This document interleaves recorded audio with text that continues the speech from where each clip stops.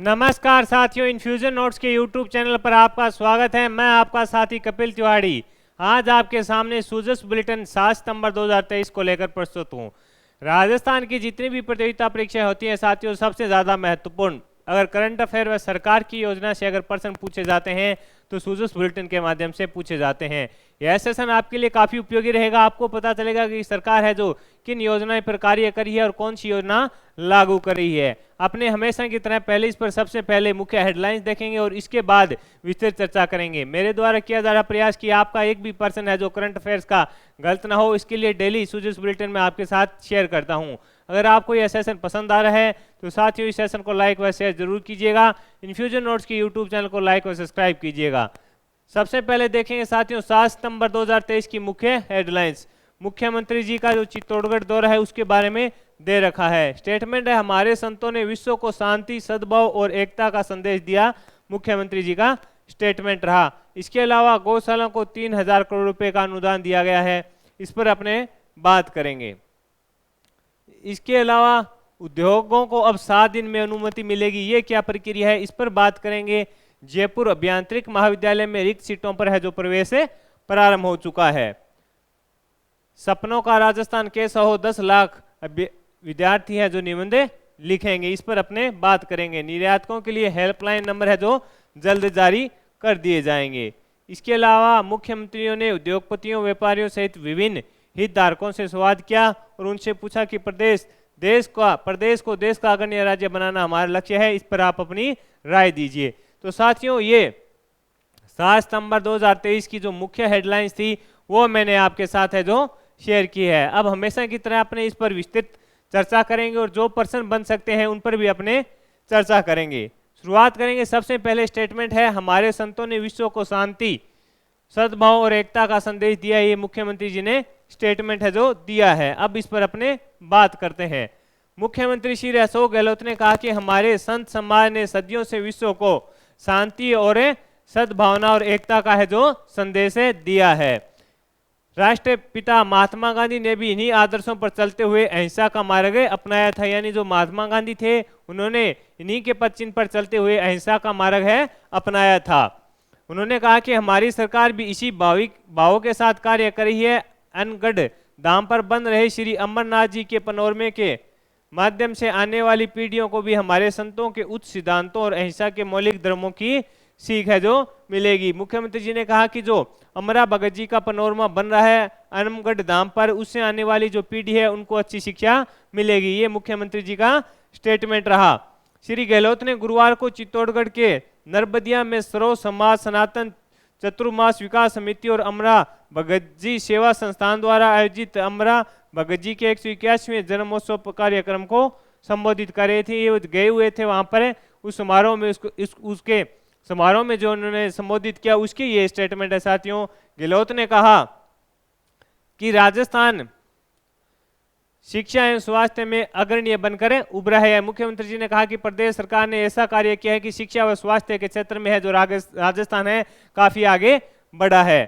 राज्य में 303 नए कॉलेज खोले गए हैं जिनमें 130 कन्या महाविद्यालय हैं। यानी राज्य में 303 कॉलेज खोले गए हैं जिनमें 103 है जो कन्या महाविद्यालय है। 500 से अधिक बालिकाएं होने पर स्कूल को कॉलेज में क्रमोन्नत करने का प्रावधान भी सरकार द्वारा किया गया है। यानी 500 से अधिक बालिकाएं होने पर स्कूल को कॉलेज में क्रमोन्नत करने का भी प्रावधान है जो सरकार के द्वारा किया गया। साथियों चिरंजीवी योजना के तहत 25 लाख रुपए तक का निःशुल्क उपचार तथा 10 लाख रुपए का है जो दुर्घटना बीमा दिया जा रहा है, उस पर स्टेटमेंट रहा।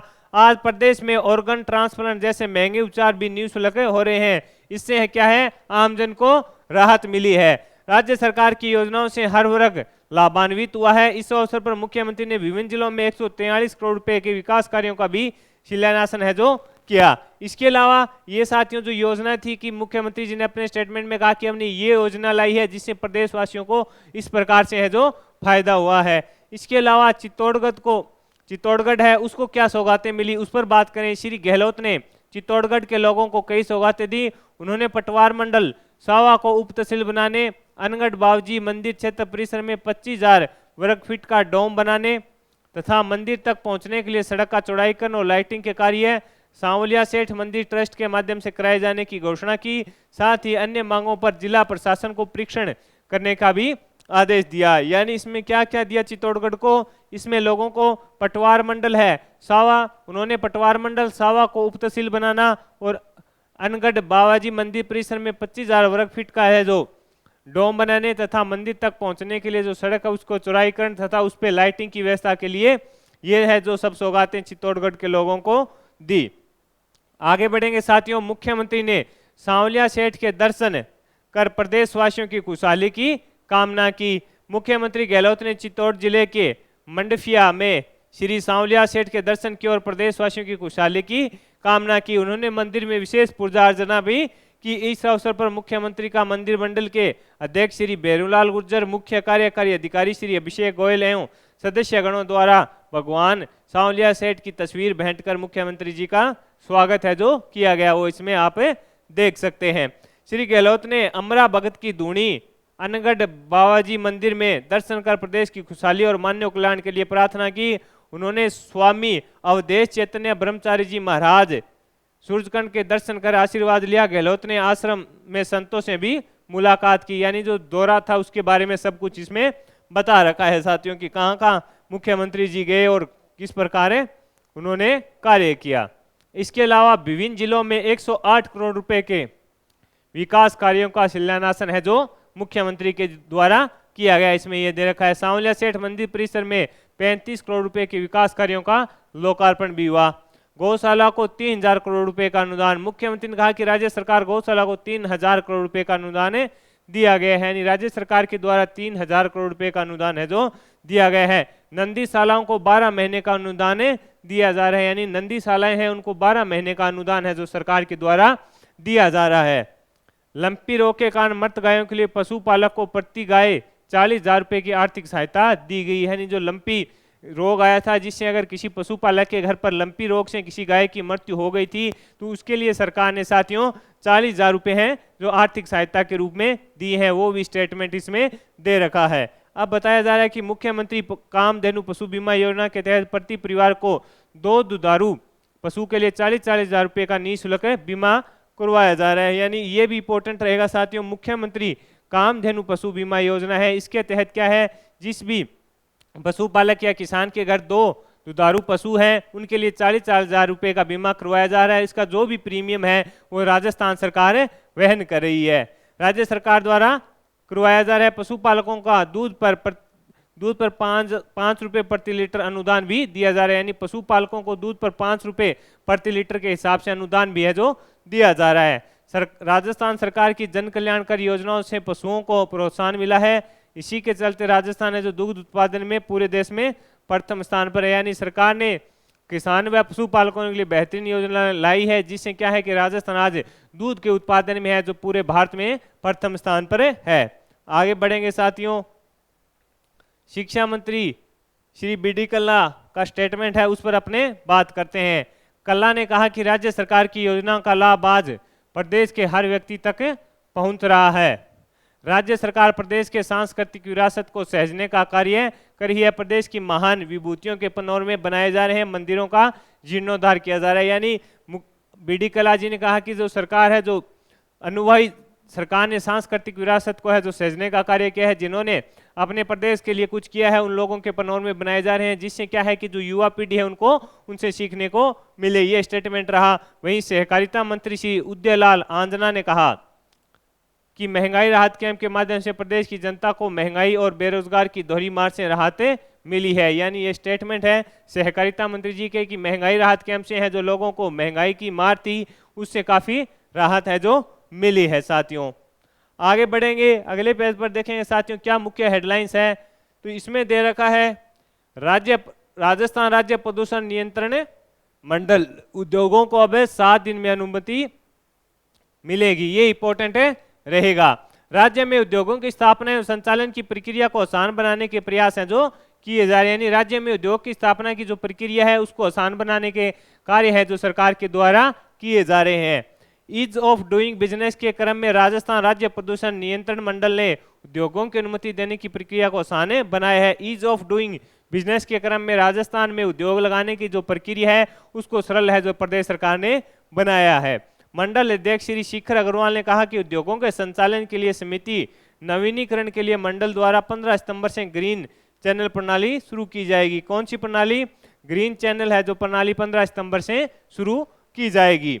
ग्रीन चैनल प्रणाली फास्ट टैग क्लियरेंस तंत्र होगी। इसके माध्यम से पूर्व में लगने वाले 120 दिन की जगह अब 7 दिन में ही उद्योगों के नवीनीकरण की अनुमति मिलेगी। यानी जो पहले समय था 120 दिन का उद्योगों को स्थापना के लिए मंजूरी दी जाती थी, अब वो इस प्रणाली के तहत है जो 7 दिन के अंदर ही दी जाएगी। कौन सी प्रणाली है? ग्रीन चैनल प्रणाली फास्ट टैग क्लियरेंस तंत्र होगी इस प्रकार का। और ये कब से? 15 सितंबर से इसको शुरू किया जा रहा है साथियों। 15 सितंबर से है जो इसको शुरू किया जा रहा है। इंपॉर्टेंट है, आपसे पूछा जा सकता है। आगे बढ़ेंगे, अगले पर बात करेंगे क्षेत्रीय अधिकारी ग्रीन चैनल के तहत साहित्य निरीक्षण के आधार पर प्रत्येक इकाई को अनुपालन एवं गैर अनुपालन श्रेणियों में वर्गीकृत किया जाएगा। यानी अनुपालन, इसमें बताया गया है कि गैर अनुपालन और अनुपालन श्रेणियों में वर्गीकृत है जो किया जाएगा अधिकारियों के द्वारा। ऐसी इकाइयां जो प्रदूषण नियंत्रण के लिए मंडल द्वारा जारी नियमों की पालना नहीं करी है उन्हें ग्रीन चैनल प्रणाली में नहीं लिया जाएगा। यानी प्रदूषण, इसमें बताया गया जो प्रदूषण नियंत्रण के लिए जो मंडल के नियम है उनका पालन नहीं करी है तो उन्हें ग्रीन चैनल प्रणाली में नहीं लिया जाएगा। यदि किसी इकाई या आवेदक को गैर अनुपालक के रूप में चिन्हित किया गया है तो उसका कारण भी दर्ज किया जाएगा। इसमें ये सब जानकारी है जो दी गई है। मुख्यमंत्री ने आमजन के अभाव अभियोग सुने। मुख्यमंत्री गहलोत ने गुरुवार को स्क्रीट हाउस में सुनवाई की। उन्होंने आमजन की प्रतिवेदनों को सुना तथा अधिकारियों को त्वरित समाधान के निर्देश दिए। विभिन्न क्षेत्र से आए लोगों ने राज्य सरकार की जन कल्याणकारी योजना के लिए मुख्यमंत्री जी का है जो आभार जताया। यानी जो मुख्यमंत्री मिले थे, संवाद किया था, जो लोग आए हुए थे उनके बारे में इसमें बताया गया है। आगे बढ़ेंगे साथियों, आगे दे रखा है जयपुर अभियांत्रिक महाविद्यालय में रिक्त सीटों पर है जो प्रवेश प्रारंभ है। राजकीय अभियांत्रिक महाविद्यालय जयपुर में B.Tech कोर्स में रिक्त रही सीटों पर सीधे प्रवेश की प्रक्रिया है जो शुरू हो गई है। इसमें 13 सितंबर तक आप महाविद्यालय में आवेदन कर सकते हैं। प्रवेश की जानकारी के लिए इसमें आपको नंबर भी दिए गए हैं। आगे है साथियों, अपने सपनों का राजस्थान कैसा हो, 10 लाख विद्यार्थी निबंध लिखेंगे। इंपॉर्टेंट है साथियों, यहाँ से प्रश्न बन सकता है। इसमें बताया गया है कि अपने सपनों का राजस्थान कैसा हो। राजस्थान मिशन 2030 के तहत प्रदेश के राजकीय विद्यालयों के विद्यार्थियों से उनकी कल्पना सुझाव को प्राप्त करने के लिए प्रतियोगिता का आयोजन किया गया है। यानी जो विद्यार्थी हैं उनकी कल्पना है वो राजस्थान 2030 में कैसा दिखे, उसके लिए विद्यार्थियों के लिए एक निबंध प्रतियोगिता का आयोजन जो राजकीय विद्यालयों में किया गया 8 सितंबर को। उसमें इस प्रतियोगिता प्रत्येक जिले द्वारा जूनियर और सीनियर वर्ग से चयनित 4 निबंध राज्य स्तर पर प्रेषित किए जाएंगे। स्कूल शिक्षा सचिव निबंध जैन ने बताया कि राज्य स्तर पर 24 निबंधों का चयन किया जाएगा। इन्हें विजन डॉक्यूमेंट में शामिल किया जाएगा। यानी 10 लाख के करीब है जो बच्चे इसमें निबंध लिखेंगे साथियों विद्यार्थी, और उनमें से जो 54 बढ़िया लगेंगे उनका है जो चयन आगे जो मिशन है तैयार किया जा रहा है 2030 विजन डॉक्यूमेंट में शामिल इसमें किए जाएंगे। आगे बता रखा है कि अग्रणी राजस्थान के लिए आम लोगों, विभागीय अधिकारियों और शिक्षा क्षेत्र से जुड़े हितधारकों से ऑनलाइन सुझाव आमंत्रित किए जा रहे हैं। यानी अग्रणी राजस्थान के लिए आम लोगों से, विभागीय अधिकारी और शिक्षा क्षेत्र से जुड़े जो हितधारक हैं उनके ऑनलाइन सुझाव है जो लिए जा रहे हैं। जन कल्याण ऐप पर विद्यालय सहायकों द्वारा फेस टू फेस सर्वे किए जा रहे हैं। यानी जन कल्याण ऐप पर जो विद्यालय सहायकों द्वारा फेस टू फेस है जो सर्वे किया जा रहा है। 15 सितंबर तक 20 लाख सर्वे करने का लक्ष्य निर्धारित किया गया है। यानी 15 सितंबर तक 20 लाख सर्वे करने का लक्ष्य निर्धारित है जो किया गया है। ऑनलाइन सुझाव 15 सितंबर तक प्राप्त किए जाएंगे। विभाग द्वारा प्राप्त ऑनलाइन सुझाव का व्यापक विश्लेषण करने के लिए विशेषज्ञ एवं तकनीक टीम का गठन है जो किया गया है। ऑनलाइन सुझाव फेस टू फेस सर्वे से प्राप्त सुझाव तथा विद्यार्थियों लिखित के माध्यम से लिया जा रहा है। यानी विजन 2030 है जो तैयार किया जा रहा है। इसी प्रकार एक न्यूज दे रखी है भीलवाड़ा से IITI में रिक्त सीटों पर है जो प्रवेश 21 सितंबर तक रहेगा। इसमें आपके लिए टोल फ्री नंबर भी दिए गए हैं, यानी आप वहां पर जाकर बात कर सकते हैं। आगे बढ़ेंगे साथियों, अब इसमें एक न्यूज ये भी है कि निर्यातकों के लिए हेल्पलाइन नंबर है जो जल्द ही शुरू होंगे। राजस्थान निर्यात संवर्धन परिषद परिषद द्वारा राज्य स्तरीय एक्सपोर्ट हेल्पलाइन प्रारंभ की जाएगी। इसके माध्यम से निर्यातकों को सभी प्रकार की जानकारियां मिलेगी। यह जानकारी परिषद के चेयरमैन श्री राजीव अरोड़ा ने वार्षिक साधारण सभा की बैठक में दी। उन्होंने कहा कि राज्य सरकार की औद्योगिक नीतियों, निर्यात प्रोत्साहन कार्यक्रम और अभियानों के सफल क्रियान्वयन से निर्यातकों को गति मिलेगी। इसमें वर्ष 2017 में 18 से राजस्थान से निर्यात है जो 46,476 करोड़ था, 46,476 करोड़ था, वो वर्ष 2022-23 में बढ़कर 77,771 करोड़ रुपए हो चुका है। यानी अब हेल्पलाइन नंबर हैं जो जारी किए जाएंगे। इसके अलावा साथियों इसमें एक दिखा रखा है अपने को विश्वकर्मा कामगार कल्याण योजना, हर हाथ औजार हर हाथ रोजगार, महिला कामगार, हस्तशिल्पी, दस्तकार एवं घुमंत वर्ग के 1 लाख युवाओं को है जो 5,000 रुपये मुख्यमंत्री की जी ओर से दिए जा रहे हैं। इसके अलावा है मुख्यमंत्री ने उद्योगपतियों, व्यापारियों सहित विभिन्न हितधारकों से संवाद किया। इसमें प्रदेश को देश का अग्रणी राज्य बनाना हमारा लक्ष्य है, मुख्यमंत्री का स्टेटमेंट रहा। मुख्यमंत्री गहलोत ने बुधवार को भीलवाड़ा के टाउन हॉल में आयोजित राजस्थान मिशन 2030 कार्यक्रम में उद्योग, व्यापार, डेयरी, खनन, वाणिज्य, कर, पर्यावरण, चिकित्सा एवं कला क्षेत्र के हितधारक हैं उनसे संवाद किया। उनसे पूछा कि राजस्थान को 2030 तक अग्रणी राज्य कैसा बनाया जाए, उनसे सुझाव लिए। गहलोत ने कहा कि उद्योगों के राज्य में बेहतरीन माहौल है कि मुख्यमंत्री ने कहा कि उद्योगों के प्रति राज्य में एक शानदार माहौल है। राज्य सरकार उद्योगपतियों को विभिन्न सुविधाएं और पैकेज दे रही है। राष्ट्रपति और अंतर्राष्ट्रीय निवेशकों में विश्वास बढ़ रहा है और वे राज्य में इकाइयां स्थापित करें, यानी लोगों का राजस्थान के प्रति विश्वास है और बाहर से भी लोग हैं जो यहाँ पर इकाइयां स्थापित हैं जो कर रहे हैं। बाड़मेर में रिफाइनरी, पेट्रोकेमिकल्स कॉम्प्लेक्स की स्थापना से बड़ी संख्या में रोजगारों का सर्जन होगा और राज्य के आर्थिक विकास को गति मिलेगी। राजस्थान को नंबर 1 बनाने के लिए 1 करोड़ लोगों से सुझाव है जो लिए जा रहे हैं। मुख्यमंत्री ने कहा कि 2030 तक है जो राजस्थान को देश का अग्रणी राज्य बनाने के लिए राज्य सरकार महत्वाकांक्षी राजस्थान मिशन 2030 पर कार्य कर रही है और प्रदेश की प्रगति को 10 गुना गति देने के लिए राजस्थान से जो प्रदेश के 1 करोड़ वासी हैं उनसे सुझाव है जो लिया जा रहा है और उन्हीं सुझाव के बाद है जो विजन 2030 का डॉक्यूमेंट तैयार किया जाएगा। तो साथियों इसमें अपने जो इंपॉर्टेंट चीजें थी, यहाँ से प्रश्न बन सकता है कि अपने सपनों का राजस्थान जो लेख है उसमें करीब कितने विद्यार्थियों ने इस पर जो प्रतियोगिता कराई गई थी उसमें लेख है, निबंध लिखा या लेख लिखा, वो पूछा जा सकता है। इसके अलावा ये जो उद्योगों को अब 7 दिन में अनुमति मिलेगी, यहाँ से डीपली प्रश्न बनेगा तो पूछा जा सकता है कि जो ग्रीन चैनल प्रणाली है उसका क्या कार्य रहेगा, वो प्रश्न बन सकता है। इसके अलावा इसमें जो कामधेनु पशु बीमा योजना है उससे जो योजना है उसके बारे में आपसे पूछा जा सकता है। तो साथियों ये था 7 सितंबर 2023 सूजस बुलेटिन जो राजस्थान की सभी प्रतियोगिता परीक्षा के लिए काफ़ी उपयोगी होता है, वो मैंने आपके साथ शेयर किया। मेरे द्वारा दी गई जानकारी अगर आपको पसंद आई है तो इस सेशन को लाइक व शेयर जरूर कीजिएगा। आपको यह सेशन कैसा लग रहा है उसका भी आप कमेंट बॉक्स के माध्यम से हमें बता सकते हैं। इन्फ्यूजन नोट्स के यूट्यूब चैनल को लाइक व सब्सक्राइब कीजिएगा और अपने दोस्तों में भी शेयर कीजिएगा। धन्यवाद साथियों।